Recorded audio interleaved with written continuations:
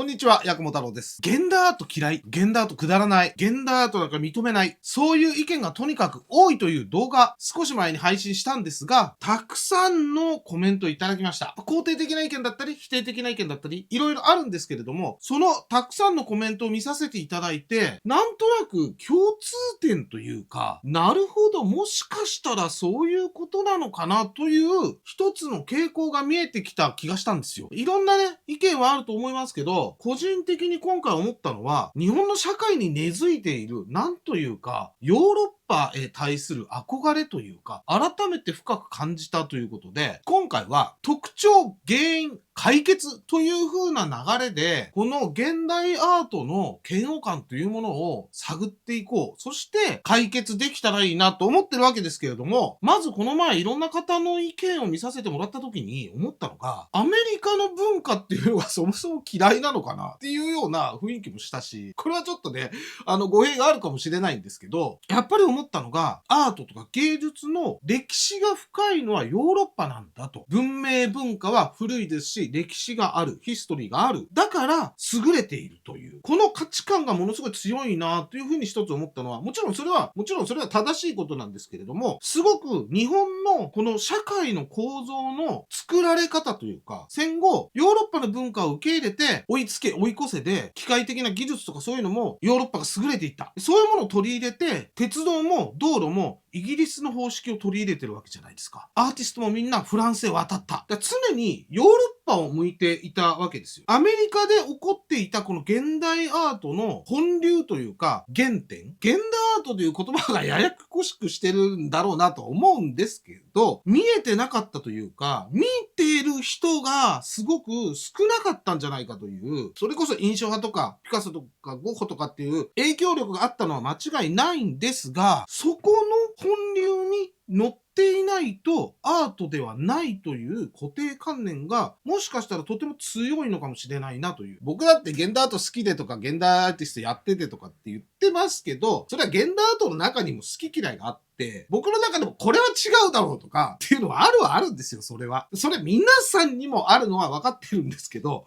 日本の文化が他のアジアの国と比べてですよ、早い段階で国強兵というか、そういう時代に早い段階で突入しているので、ヨーロッパとの結びつきが強くなるとか、ヨーロッパからの影響を受けるというのは多分当然のことなんだと思うんですよね。このベースに乗っているから、土台として強く残っているんで、そこの上に成り立つ時代が変わっても、このベースのものが基本になって枝分かれをしてくると。そしてまた島国ということもあって、いろんな人種が交わらないこともあって、ここで独自の進化をしていったんだけれども、個人的に銀行とか郵便局とか銀行のシステムとかなんかそういうのに少し似てるなと感じるものがあって、早い段階から技術が発展したから、その古い技術を元に改造を繰り返しているんで、ニコニコ動画がハッキングされたみたいなのがあったじゃないですか。で、あれの原因って、古いシステムをベースに作られていたので、大元の技術ってもう古すぎて、ここいじれないみたいになっちゃってるらしいんですよね。だからここをいじるためにはもう全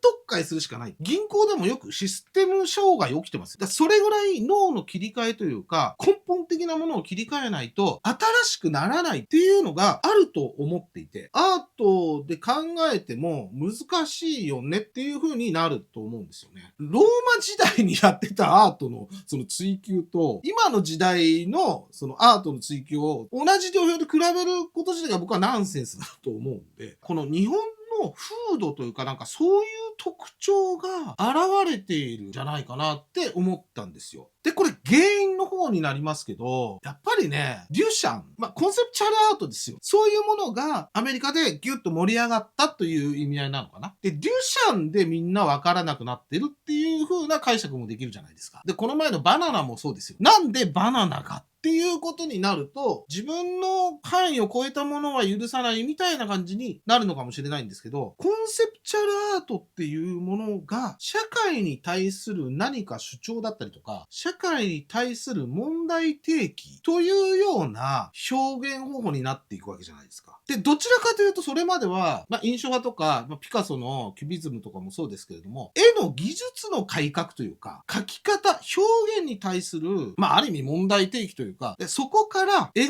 くものでの表現とか、そういうものではなくて、極論にたどり着いたみたいなとこありますよね。バナナなんて極論でしょ？これはアートなのかみたいな。じゃあ今度はその技術どうのこうのじゃなくて書かないもの。これでアートですと言い張るというような、ここにコンセプトというものが重要になってくるっていう、哲学的になったというか、文学的になったという。またアンディ・ウォーホルがそれを壊すというか、ポップでシンプルなものにドンってやっていく。結局そのアメリカだって文脈が大事って言われるんだけど、壁画から始まって、ローマの時代とかルネサンスとかいろんなことが、キュビズムとかいろんなことがあって、そこと結びつけなさいというようなことになるわけじゃないですか。それって歴史が浅いから、そこをつなげないと、だからヨーロッパが本流っていうのは多分アメリカだって分かってるんですよ。だからそことつなげたいから文脈が大事なんですって話なんじゃないですかね。これはアメリカだからヨーロッパとつながれるような気もするし、そこにつなげないと、危機感とも言えないけど、正当化するためのというかね、そういうもので結びつけないといけませんっていうような感じだとは思うんですよね。それが今は、だいぶ飽和状態というか、ある意味ぐちゃぐちゃになってるし、ある意味分離されてるし、で、日本は特に難しいのが、やっぱり漫画とかアニメーション、カルチャーとして世界中ですごいでしょ？印象派っていうのが一番わかりやすいんで、印象派っていうのが皆さん知ってるんで印象派って言いますけど、技術が高いと、クオリティ高い、その絵を描く技術ね、素晴らしい。それはもう素晴らしいですよ。日本だと技術が優先される。これもね、一つね、原因としてあるんじゃないかっていう。日本で技術っていうと、機械的な何かを作る、形として見えるものを作るためな機械的な技術のことをほとんどの場合指すんですよ。だけど、マーケティングとかプロモーション、そういうものもね、技術じゃないですか。だけど日本はこの技術が良ければいいという、その思いがすごい強くて、機械的な技術というものにとらわれすぎていると、そういう技術って最先端であり続けない限り追い越されていくと思うんですよ。実際韓国とか中国に完全に日本の技術って追い抜かれてるじゃないですか。アートもそうで、絵が上手い人とか技術の高い人っていうのはいっぱいいますけど、じゃあそういう人が全員有名になるかって言ったらそうじゃないし、絵が上手いっていうのはもちろん絵描きにとっては必要なことですけれども、表現するというアート、芸術にとっては個人的にはそこまで重要じゃない。デュシャンの便器は本人の技術ではないわけじゃない。技術っていうこだわりとか、そこでしか評価できない。目に見える技術というか、そういうものでしか評価できない。なかなか大きい原因なんじゃないかな。これはアートではない。みたいなものの基準が技術であるのではないか。それは面白くなくさせてしまっていると。技術が高いのは素晴らしいことなんだけれども、アートの面白さってそこだけじゃないから面白いみたいなところが僕はあると思うので、それはすごく残念だ。なので日本人は日本の文脈を持っていて、日本人しか持ってないアイデンティティを武器に世界で戦っていかなければいけないところが根本的にあるんで、じゃあ日本でそれは何かって言ったら、漫画だったりアニメーションだったりイラストレーションだったりになっていくっていう傾向は、ある程度仕方ないというか、一つの武器として戦う上では選択肢に入ってきますよ。するにはというか解決方法というか、全く別物の世界という、だから工芸品と漫画とアメコミとぐらいもう違うものとして考えるのが一番いいと思っていて、だから見方が違うでしょ。だってそもそもピカソとか、いわゆる印象派みたいな主張がないでしょ。もちろん主張はあるんですよ。あの人たちは主張してあれをやってたんだけれども、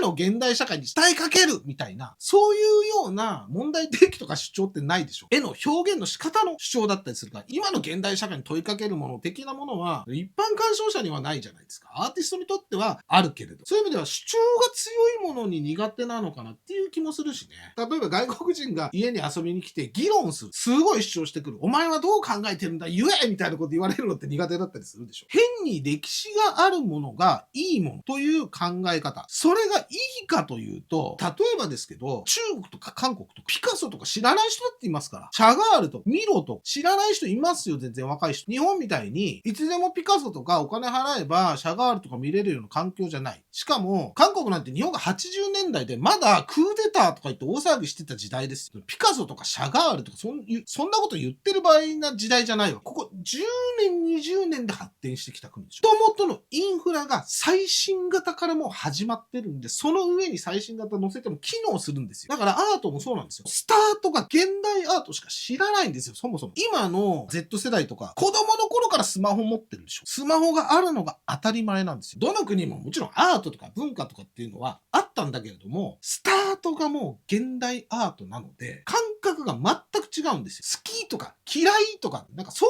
いうレベルじゃない。もうそれが当たり前にある。そこはね、すごい大きいところだ。今生きている人が新しいものを作るっていうのもなかなか大変じゃないですか。もうできってる感もあるし、AI、3D プリンターで作品だって出てくるし、いろんなマテリアルが集まってきてるし、いろんなジャンルからアーティストになってるし、受け入れるしかないというか、もう割り切って楽しむ方が楽しくないですかねっていうか、だからそこでは大きな違いが発生してるんだなっていう気がしてますね。なのでね、僕の場合はもう一つのエンタメとして見てしまえば、面白いとか面白くないで判断できるんじゃないかなっていうところなんです。もうすぐアートフェア東京ありますよね。あそこは現代アートフェアというよりかは骨董もある、日本画もある、いろんなものがあります。そういう意味では、日本人のその平均主義というか、そういうのがミックスされて、ちょうどいいようにバランス取れたアートフェアなんじゃないかなと思って、またその話もしたいと思ってますけど。ということで、今回も最後までご覧いただきましてありがとうございました。いいね、チャンネル登録、コメント、ぜひよろしくお願いいたします。それでは、また来週。